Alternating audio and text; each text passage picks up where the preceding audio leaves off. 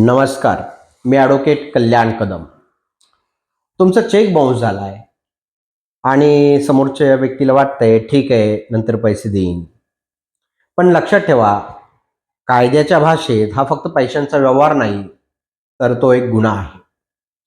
Negotiable instrument act section 138 म्हणजेच कलम 138 हे सामान्य माणसांसाठी आणि व्यापाऱ्यांसाठी एक अस्त्र आहे.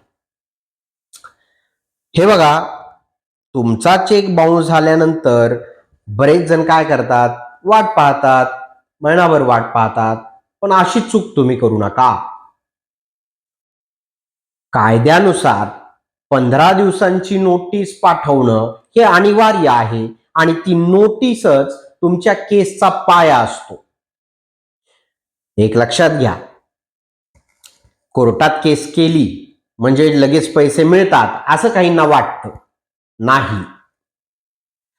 तर तुमची कोर्टात बाजू किती मजबूत मांडली जाते, तांत्रिक मुद्दे कसे पकडले जातात आणि ड्राफ्ट कसा असतो तुमचा, त्यावरच निकाल अवलंबून आहे.